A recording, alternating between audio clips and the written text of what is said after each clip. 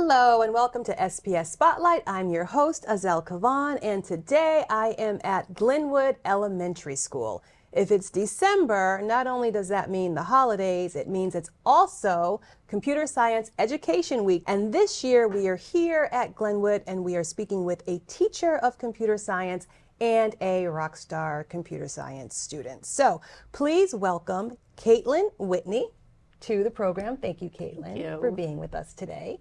Miss Whitney is a licensed K through 5 teacher. She's been teaching for about 15 years in the district and transitioned into computer science, specifically about 3 years ago. So that is now how you spend your days, teaching computer science to students.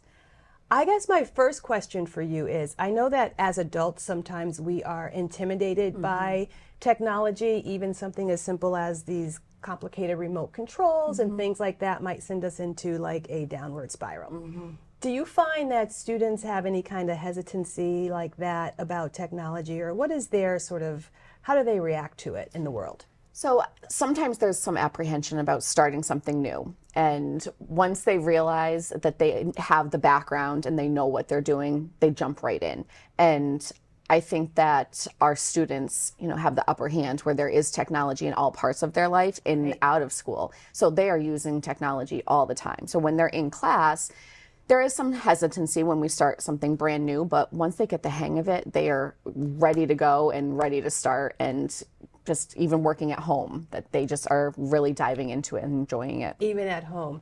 So 3 years now you've been focused on computer science. Has there been much of a change in either what you teach or how students respond, or just what are the trends that you're seeing in as recent as the past 3 years? So in the past 3 years, technology changes every day. And so we're really working on, the digital citizenship, and that's a big thing, especially with the kids online all the time. What does that mean? So digital citizen is, being safe and being respectful and being responsible when you are online and in online communities. And talking about how to be safe when we are online and which sites that we're supposed to be using. And so, using all of that, it's a different world out there. And so we have to teach this, our children how to, be respectful, citizens, even when we're in an online community. And we are fortunate in Springfield to have the opportunity to have every student has their own laptop. And, back when I started, we didn't have that. And so that is a huge change. It is a huge change. And so, in our Promethean boards and just all the technology and the resources that we do have that, Springfield does provide us, just seeing that and just building on that and utilizing what we are, we have an opportunity to use.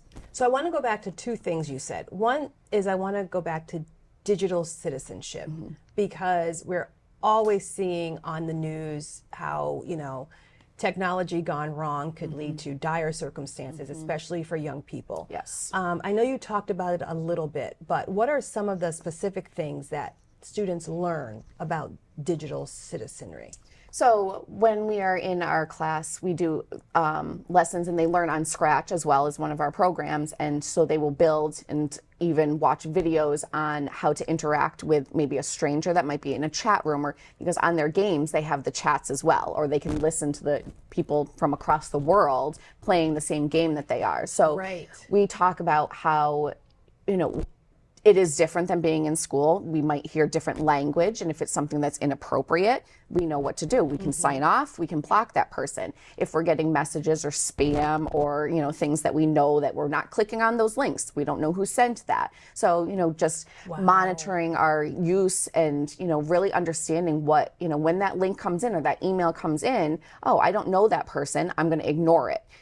Back in the day, we may have clicked it because, it was all brand new to us. And so just teaching them how to communicate with others in, a respectful way, not sharing their personal information so that there's nothing that can be identified back to them, which is also hard for, students. And so we had the students this year creating their own usernames for their Scratch accounts. And before that, we talked about why do we need to make sure that we're keeping our username away from our full name and not showing where our school is and how important it is because learning something here. Yes.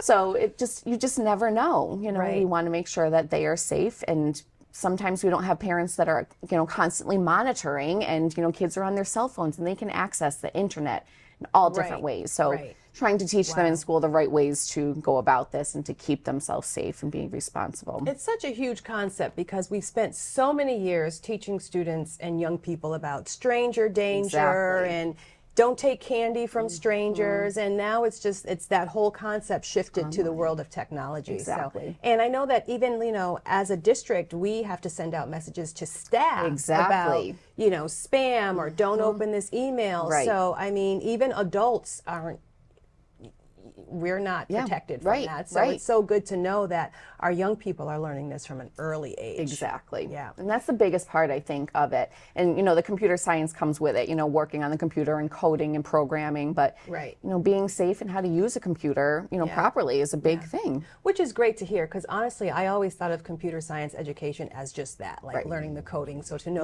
this whole other layer of it is really great. Yes. Now, you mentioned something about a Promethean board. Yes. What is a Promethean board? So that is like the new smart boards. And so with our ESSER funds, we were able to give everyone in our school in their classroom. And so they're able to project their smart board, their computer screen, but the students can project their computers as well.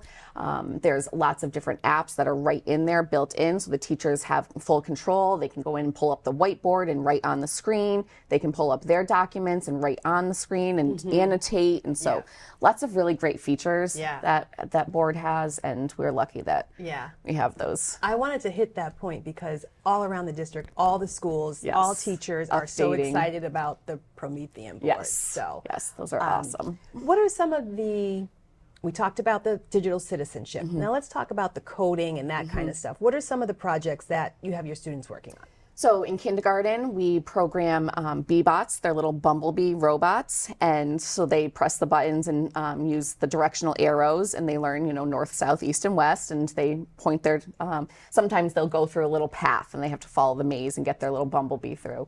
Our fourth graders last year actually tested the moisture of the soil in our school garden, and they used a microbit, and they plugged that into their computer and this little device on the side, and it came up with a number. And once they had the screw, it was like all about conductors, because they had the screw inside the cup of soil. They had the wires connected to the microbit, plugged into their computer, and the screen would show this number, and then they translated that into the graph. And is our soil moist enough for our, plants to grow? So that was really awesome.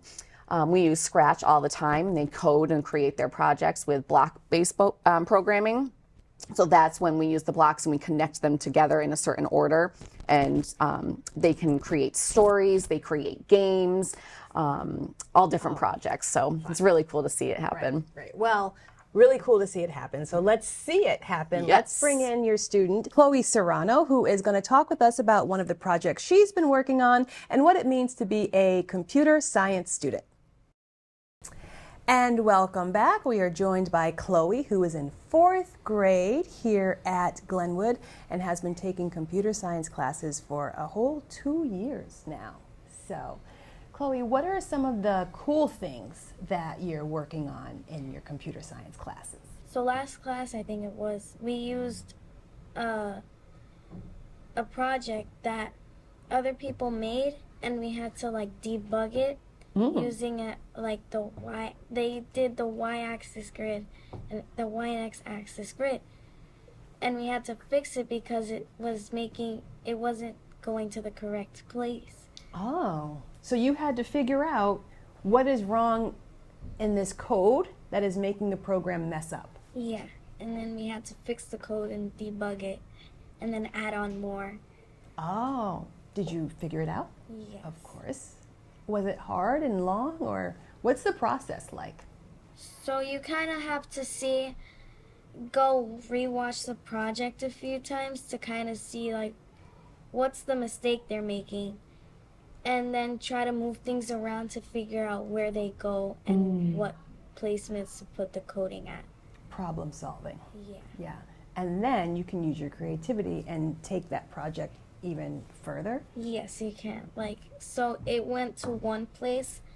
So the sprite, which is the character inside the project, it went to one place, but it didn't go directly where it was supposed to. So then after we had to put it like on top of where it was supposed to be, and then check the X and the Y, like the across and the up and down.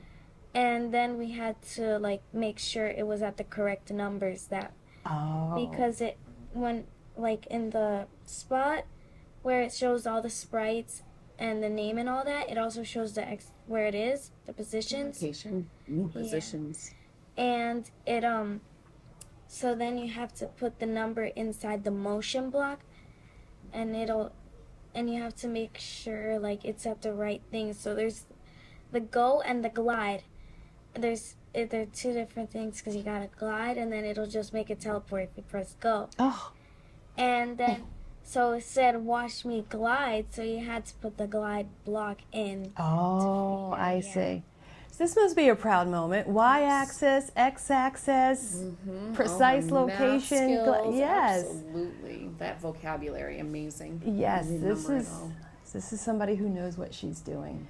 So I wanted to ask you about what you do in computer science class. Does that help you, the things you learn in this class, in other classes? Yes, it does. It does? How? So in math, there's a few different things. So when you code, it has to do with numbers and different things. And when you're using a grid to code, it has to do with math because the start of the x-axis, I think it is. It starts off as a number line, and then you have to do each thing. It's like a number line.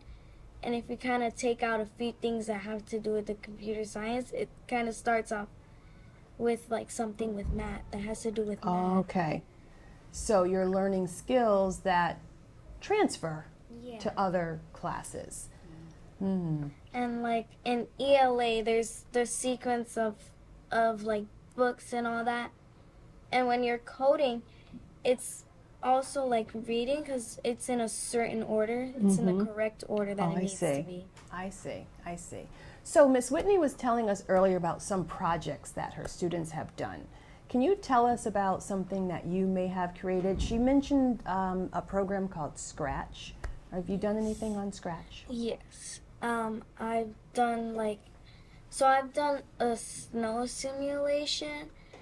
And right now, it's not done, but I'm developing a fashion game. Tell us about the snow simulation. Okay, so you start off by making a custom costume of a custom like sprite, and you have to like do the snowflake. You can show me. You have to make a lot of clones of it, so then like in the code you have to make it clone and make it a smaller size than it is in the real So costume. this area right here is where all the work gets done. Yeah. And then with this, it's like you have to do, if something is too big, then like you can do, if like it's in a wrong place too, you can do, if the Y position is like greater or less than a certain number, then it deletes the clone immediately because it's gonna be in the wrong place. Okay. And then you have to make it so instead of like the snow just piling up, you can do that, but So let's see where you are right now in your creation. What's the final? I know you're still working on it, but what is it right now? so I put a little reindeer and I kind of fixed up the sprites, so I drew some things on it to kind of match the theme. And then so there's like caves here, so I did the snow here, and then when this apple is clicked, it'll make the bear eat it. And it'll take like a little piece of it. Very cool. Very, very cool. So you get to change the costumes of your characters, Yeah. and you made those yourself. Yeah, Very cool. Customized it. a little bow tie. So it looked cool. So Chloe, well, thank you for talking with us about computer science. I wanted to ask you, as we wrap it up, if you have any idea of what you want to do when you grow up. So I want to be an engineer. An engineer. That makes a lot of sense based on your interest in computer science. Do you know what kind of engineer? So I'm kind of indecisive on that right now. Indecisive on that right now. Okay. Plenty of time to decide. I think there's lots of different types of engineers too, so you can decide what really, really you find fun and exciting. Yeah. I kind of want to do like software, but also I want to do like things that are mechanical. Mm-hmm. So like, cause also my dad, he's a mechanic, and I learn a lot from him all the time. Mm. And he just like teaches me new things, so it kind of gets me more So interested. you can maybe merge the two, right? Yeah, and like when I grow up, I want to start a business Yes. and like create things for cars, like different parts to help them. Oh, wow. I love that. There's that software skill. Wow. Yes. Very interesting. We have a solid start to build on and lots of time to get better and better at it. So we expect great things from you. You're doing a great job. Thank you. Thank you both for spending time with us. Thank you for being here. Kind of like removing the veil about technology for some of us out there as we celebrate computer science education week, which we here at Springfield Public Schools will be broadcasting this throughout the month of December. So we hope you enjoy. Thanks for joining in.